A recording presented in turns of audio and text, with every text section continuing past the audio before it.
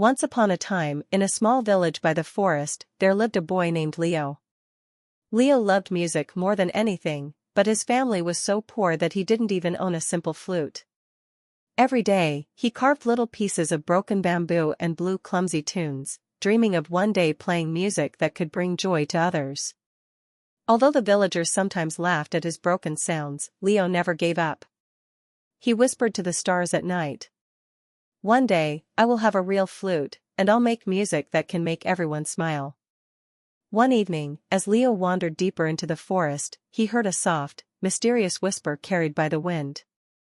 "Leo, come closer."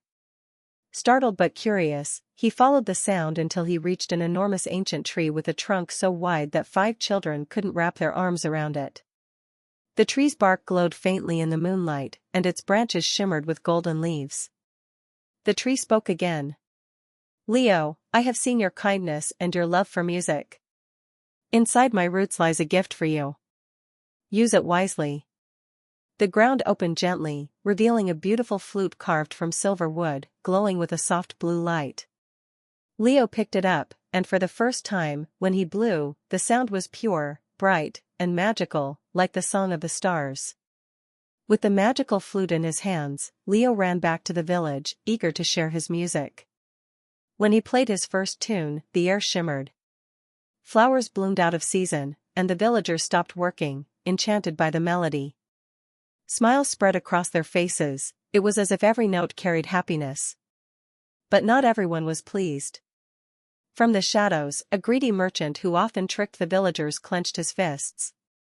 "If I can steal that flute, I will become the richest man alive," he hissed. That night, while Leo slept peacefully with the flute beside him, the merchant crept into his hut. Just as he reached for the flute, it glowed brightly, sending out a wave of sound that woke Leo. Startled but brave, Leo clutched the flute and blew a sharp note. The magical sound pushed the thief out of the hut, tumbling into the mud. Leo realized then, the flute was not just magical, but also a protector. One stormy night, dark clouds covered the sky, and the forest shook with a terrible roar. A pack of wild wolves, driven by hunger, rushed toward the village. Their eyes glowed red in the darkness, and the villagers screamed in fear, running to hide. Leo's heart pounded, but he remembered the tree's words, "Use it wisely." He stepped forward, holding the glowing flute tightly. The wolves surrounded him, growling, their sharp teeth gleaming. With trembling hands, Leo lifted the flute to his lips. The first notes flowed into the night, gentle, calm, and full of warmth. Instead of attacking, the wolves stopped, their ears twitching. The melody grew stronger, wrapping the forest in peace. Slowly, the wolves lowered their heads, their eyes softening.